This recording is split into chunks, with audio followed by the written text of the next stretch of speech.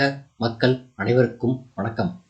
இப்போது நாம் இவ்வாரத்தின் ராசி பலன்களை பார்ப்போம். முதலில் இவ்வாரத்தின் கிரகநிலைகள். கடகத்தில் குரு அதிசாரம், சிம்மத்தில் கேது, கன்னியில் சுக்கிரன், துலாத்தில் சூரியன் மற்றும் புதன், விருச்சிகத்தில் செவ்வாய், கும்பத்தில் சனி வக்ரம் மற்றும் ராகு. முதலில் மேசம்.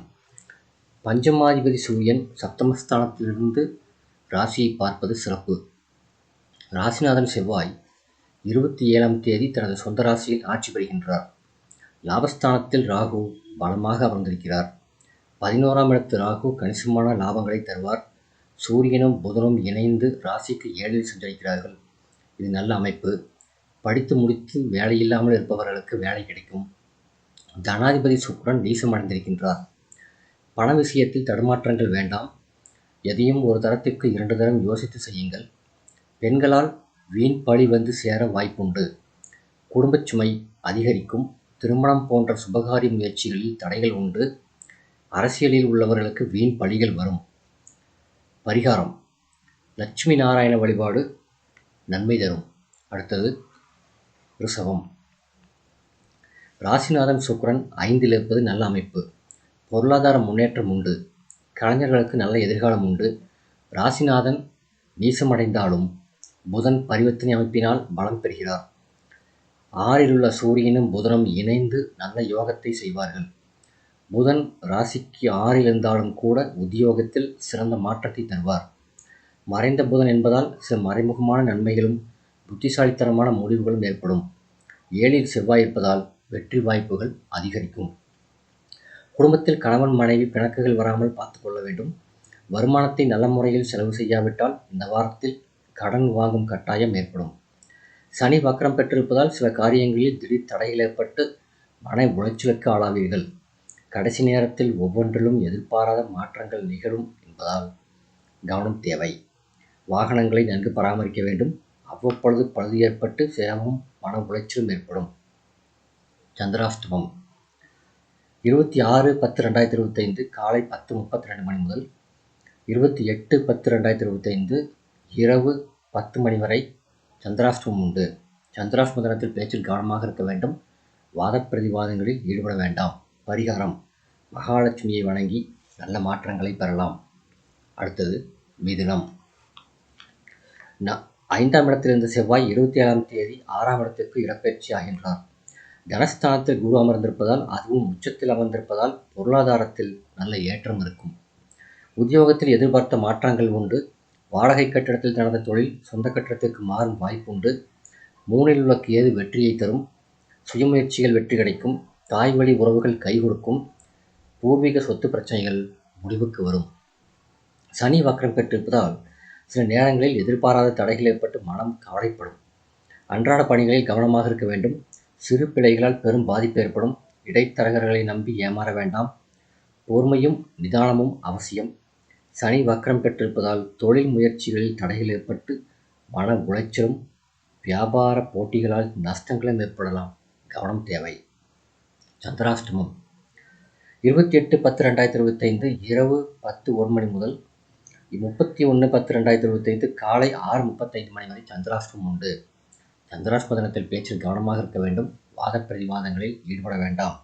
பரிகாரம்: குலதெய்வ வழிபாடு உங்களுக்கு நன்மையை தரும். அடுத்தது கடகம். 5க்குரிய செவ்வாய் 5இல் ஆட்சி பெறுவது அற்புதமான அமைப்பு. அங்கிருந்து லாபஸ்தானத்தையும் பார்ப்பதால் தொழில் வெற்றியும் லாபமும் உண்டு. வீடு இடம் வாங்க நினைப்பவர்களுக்கு நல்ல இடம் கிடைக்கும். ரியல் எஸ்டேட் தொழில் செய்பவர்களுக்கு ஆதாயம் உண்டு. 3ஆம் இடத்தில் சுக்கிரன் பொருளாதார வளர்ச்சியை தருவார். வீட்டில் அமைதியையும் சுபிட்சத்தையும் தருவார். பக்தியும் தெய்வ தரிசனமும் உண்டு. வேலை முயற்சிகள் வெற்றி பெறும். சாதகமான அமைப்புண்டு. முயற்சி வெல்லும். இரவு நேரங்களில் பயணம் செய்வதை தவிர்க்க வேண்டும். உடல் உபாதைகளை உடனுக்குடன் கவனித்து மருத்துவம் செய்து கொள்ளுங்கள்.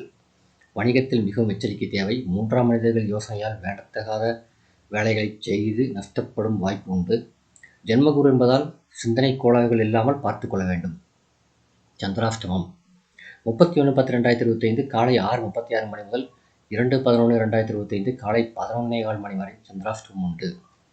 சந்திராஷ்டம தினத்தில் பேச்சில் கவனமாக இருக்க வேண்டும். பரிகாரம்: மாற்றுத்திறனாளிகளுக்கு உதவி செய்யுங்கள். அடுத்தது சிம்மம். ராசி அதிபதி சூரியன் 3ஆம் இடத்தில் புதனோடு சேர்ந்திருக்கிறார்.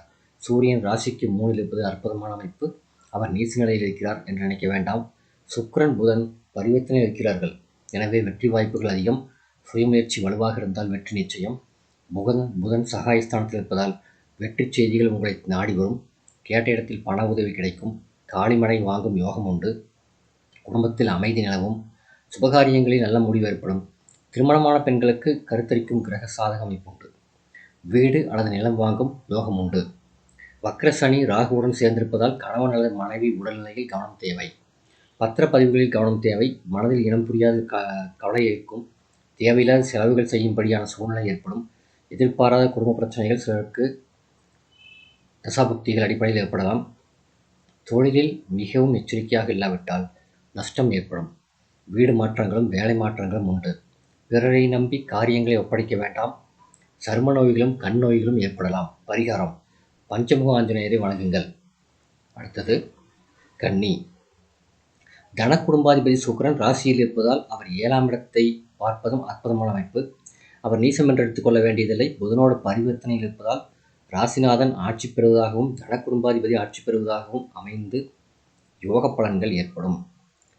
நாம் ஒன்றை நினைக்க அது வேறு மாதிரியாக மாற்றி நமக்கு மகிழ்ச்சியை தரும். 2ல் செவ்வாய் இருந்தாலும் அவர் 27ஆம் தேதி முதல் 3ஆம் இடத்திற்கு ஆட்சி பலத்தோடு மாறுவது அற்புதமான அமைப்பு. சகோதரர்களால் ஒத்துழைப்பு உண்டு. வீடு கட்டும் யோகம் உண்டு.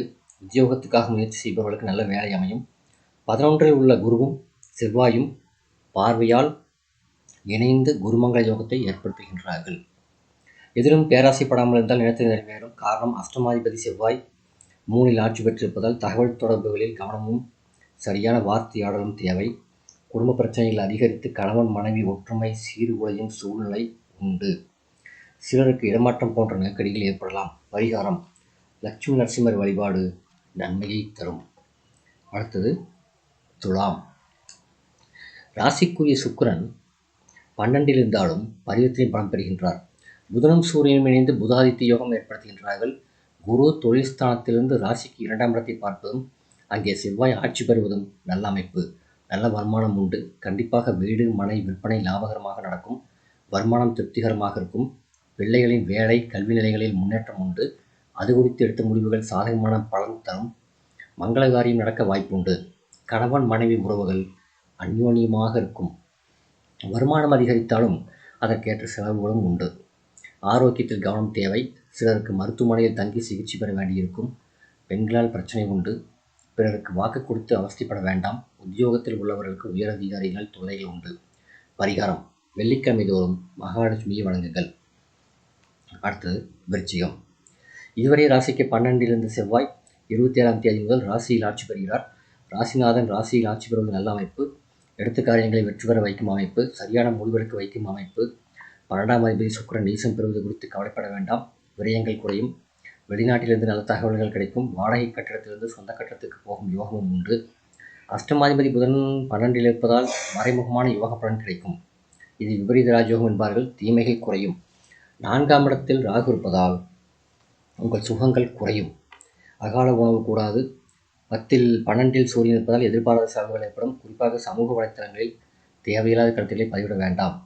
ஆரோக்கிய குறைவு ஏற்படும். குறிப்பாக இரத்த அழுத்தம் நரம்பு பிரச்சனைகள் அதிகரிக்கும். பரிகாரம்: முருகப்பெருமானை வணங்குங்கள். அடுத்தது தனுசு. இதுவரை லாபஸ்தானத்திலிருந்து செவ்வாய் 27ஆம் தேதி முதல் விரயஸ்தானத்திற்கு வருகின்றார். லாபஸ்தானத்தில் சூரியன் புதன் இணைந்து யோகம் பெறுகின்றார்கள். ராசிநாதன் 8ல் இருந்தாலும் உங்கள் 2ஆம் வீட்டை பார்ப்பதால் பணத்திற்கு தட்டுப்பாடு வராது. இதுவரை செய்யாமல் விட்ட பணிகள் ஒவ்வொன்றாக செய்ய தொடங்கி விடுவீர்கள். கொடுக்கல் வாங்கல் சிறப்பாக இருக்கும். 6க்குடைய சுக்கிரன் நீசம் பெறுவதால் ஆரோக்கிய சீர்கேடு மறையும். மாத்திரைகளால் ஆரோக்கியத்தில் முன்னேற்றம் ஏற்படும். கணவன் மனைவி உறவுகளில் உள்ள கசப்புகள் மறையும். விலை உயர்ந்த பொருள்களை வாங்கும் யோகம் உண்டு. ராசிநாதனை 8ல் இருப்பதால் சிந்தனைக்கு மாறுபாடான சில செயல்களை உங்களை அறியாமல் செய்வீர்கள். என்ன செய்கிறோம் என்று தெரியாமல் செய்துவிட்டு பின் விளைவுகளை அனுபவிக்க வேண்டியிருக்கும். எனவே விழிப்புணர்வு தேவை. சனி வக்கரம் பெற்றிருப்பதாலும் 12ஆம் இடத்தில் செவ்வாய் பலமாக இருப்பதாலும் எதையும் யோசித்து செய்ய வேண்டும். அகலக்கால் வைத்து அவஸ்தைப்பட வேண்டாம். 26/10/2025 முதல் 28/10/2025 வரை ராசிக்கு சந்திரன் நுழைகிறார். பரிகாரம்: மகான்களின் அதிஷ்டானம் சென்று வழிபடுங்கள். அடுத்தது மகரம். லாபாதிபதி சுக்கிரன் வார தொடக்கத்தில் லாபஸ்தானத்திற்கு வந்து ஆட்சி பெறுகிறார். வீடு கட்டுதல், வீடு வாங்குதல் போன்ற தொழில்கள் மிகுந்த லாபத்தை தரும். சகோதர உறவுகள் சாதகமாகவும் உதவிகரமாகவும் இருக்கும்.